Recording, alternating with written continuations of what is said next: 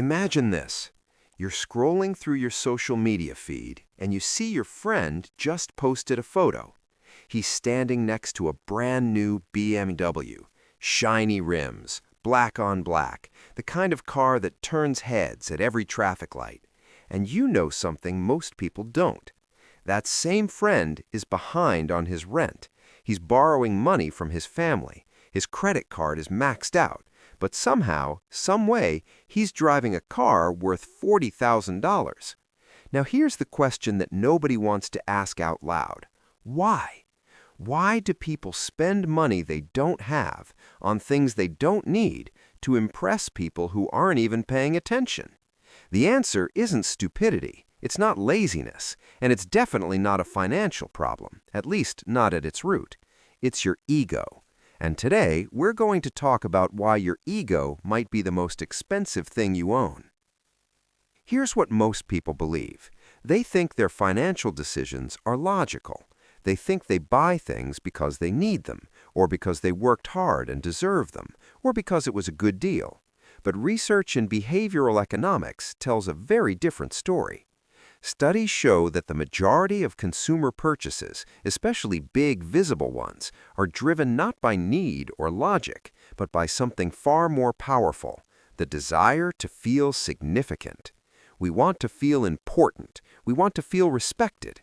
We want to signal to the world and to ourselves that we have made it. And the easiest shortcut our brain knows? Buy something impressive, wear something expensive, drive something fast. Because deep down, we've been taught a silent rule. What you own is who you are. That rule is the ego trap, and billions of people are stuck inside it without even realizing it. Let's break down exactly what's happening in your brain when you make these kinds of purchases. Psychologists have a term for this. It's called conspicuous consumption. The word conspicuous means visible, obvious, easy to see, and consumption just means spending money.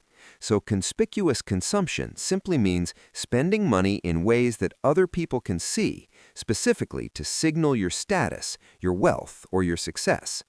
The concept was first described over 100 years ago by an economist named Thorstein Veblen. He noticed that as people's incomes grew, they didn't just buy more useful things, they started buying expensive things specifically to show off that they could. A $10 watch tells you the time. A $10,000 watch also tells you the time, but only one of them signals to the room that you're someone worth noticing. Now here's where it gets interesting. This behavior isn't random. Your brain is following a very old, very deep program. Think back to early human history. In a tribal society, your survival literally depended on your status within the group. Higher status meant better food, better protection, and better chances of building a family. Low status meant being left behind. So your brain evolved to care deeply about how other people perceive you. It was a survival mechanism. The problem is, your brain is still running that ancient software. Except now, instead of fighting for status with physical strength or hunting skills, we signal status with designer sneakers and luxury cars. Your primal brain can't tell the difference. It just knows, look impressive, get respect, survive. And so every time you consider buying something flashy, your ego steps in and whispers, this will make people see you differently. This will make you matter. Here's the part that will make you rethink everything. When you buy an expensive item to impress people, what do those people actually think? Morgan Housel, the author of The Psychology of Money, makes a fascinating observation about this. He says when you see someone driving a beautiful luxury car, you don't actually think about how impressive that person is. You think about how impressive you would look driving that car. Read that again.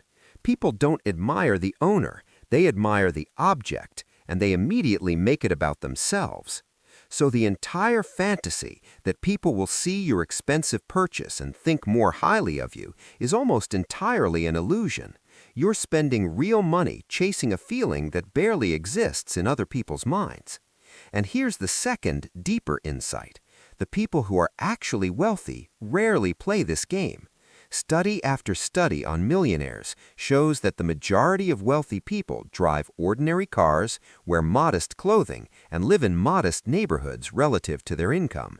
They built wealth precisely because they stopped trying to look wealthy. Meanwhile, many of the people who look the richest, flashy watches, designer outfits, exotic cars, are one missed paycheck away from financial disaster. There's a cruel irony here. The people who can least afford to signal wealth spend the most trying to signal it, and the people who can most afford it often don't bother. Why? Because true wealth gives you something expensive things never can: security, confidence, options. And those things don't need an audience. So how do you actually break the ego trap? How do you stop buying things that look good and start building things that last? The first step is learning to pause and ask a single question before any significant purchase. Am I buying this because I genuinely need or want it, or am I buying it because of how I think it will make others see me?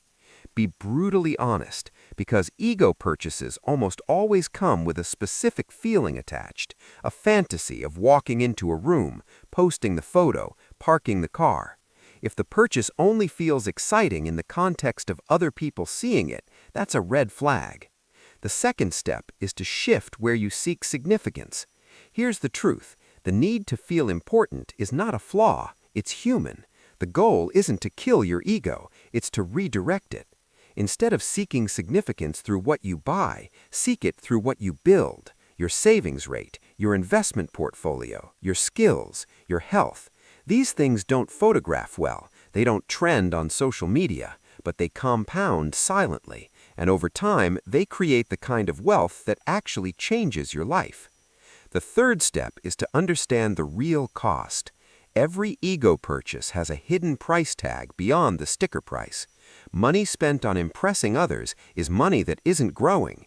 If you spent $50 a week on status items instead of investing it, over 20 years at an average market return, that's roughly $200,000 you left on the table. The ego doesn't think in decades, but you should. Here's the thought I want to leave you with. There are two versions of every financial decision you make. There's the version other people see, the car, the outfit, the vacation photo, and there's the version only you can see, your account balance, your freedom, your options.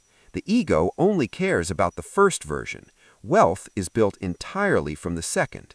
The people who win financially aren't always the ones who earn the most. They're the ones who stopped trying to win the approval game and started playing a different game entirely. Because here's what no one tells you. Real financial confidence is quiet. It doesn't need to announce itself. It doesn't need a logo on the outside.